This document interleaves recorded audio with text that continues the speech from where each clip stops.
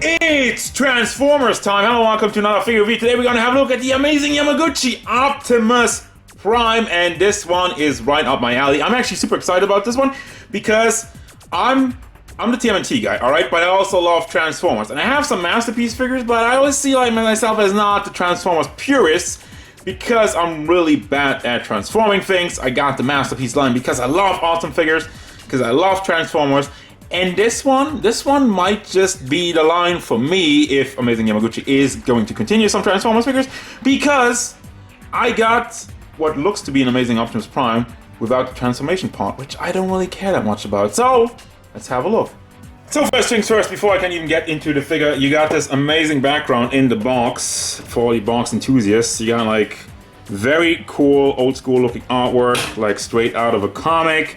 And also, by the way, I think I've been asked this before. There's also some more on the side panels over here. Amazing Yamaguchi is kind of weird because they never seal the box with tape.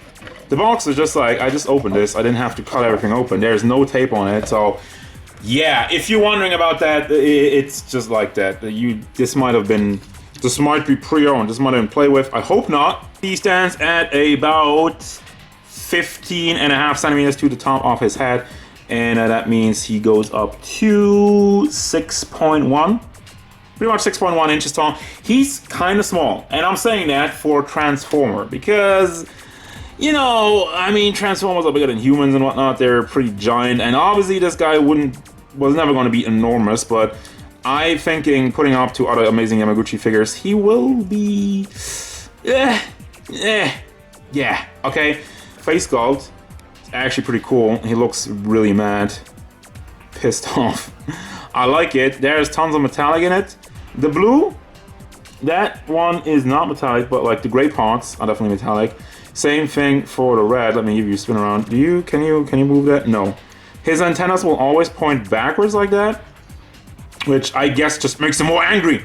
Angry Optimus Prime, that's what it is. Or Convoy, if you're from Japan. Has a little bit of a backpack. Very faithful to the actual character, to the actual toy, because when you transform, you always have a bit of a backpack. And I like that they stuck to that. They could have just made this flat, but definitely accurate to the character itself. We got all kinds of mechanics in the chest. Blue plastic, just covering it up, and you got the yellow taillights. Autobots logo has the paint bleeding over there is a little bit rough, unfortunately. Then you got more metallic. Everything that's gray is basically metallic, so I'm gonna stop mentioning that. Got some more added detail in the chest area, and the grille is not chrome, also metallic as the rest of it, and the joints in the arm. Same thing with that. You got the yellow, which sometimes they paint that and sometimes they don't. I think the most cartoon accurate is not painted, as far as I can remember. And then you got the blue fists moving down to the torso area and the hips, which have some blue in the back. Now, I don't even know if that, should there be some blue in the back? I'm not sure about that. That is like, okay, that's like the small details, which I'm not really paying attention to, but I don't remember any blue in the back with my Optimus Primes, and he has a little crotch piece over there. Also blue, and moving down to the tires, which are not movable. They seem a bit rubbery, but they're not soft, so I'm not really sure about it. It looks like a different material than the rest of the figure, so it does stand out in the right way as we move down to the toes with some more detail on it.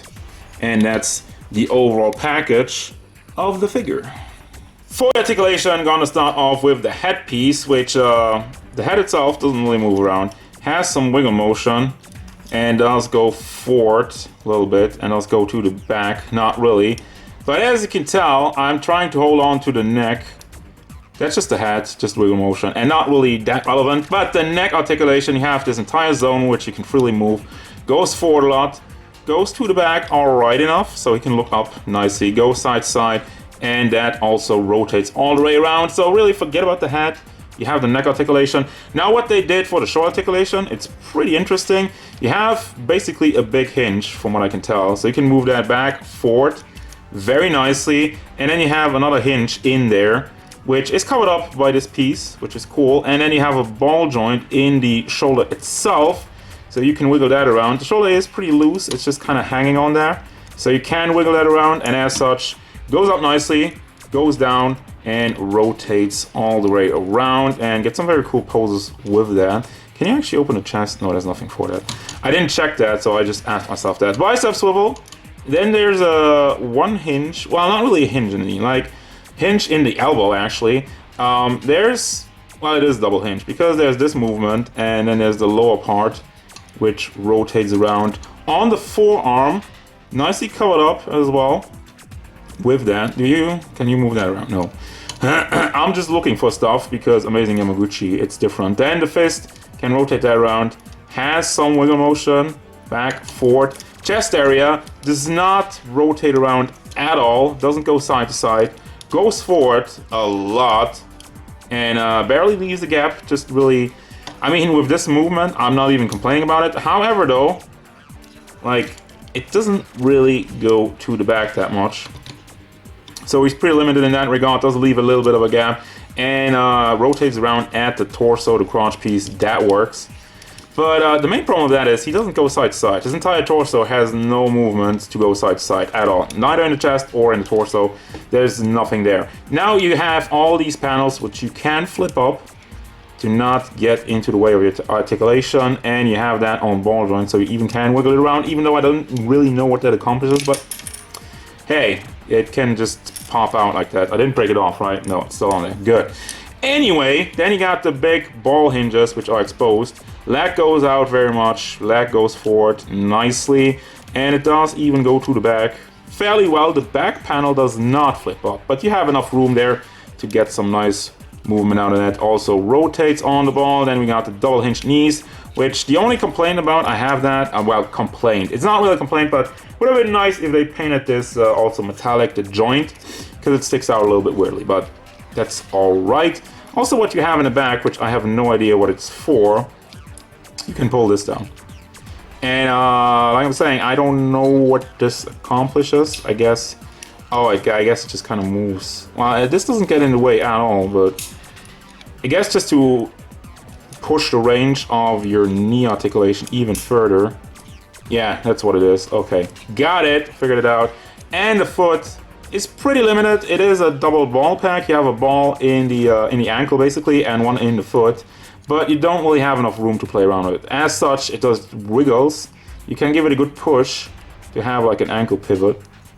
It does go side to side, and it does go back and forth. What you really have to do is kind of move it on the lower ball. The ball that's in the foot, the ball joint that's in the foot, is really what's giving you articulation. But still, it's pretty blocked, but he still has stability. It still works overall. So for the accessories, I'm gonna start this one off with the gun because it's a really nice looking gun.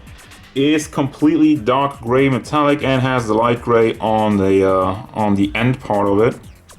And lots of detail in the mold. It's really just a good looking gun. I already said that, so I'm gonna move on. Then you got his battle axe.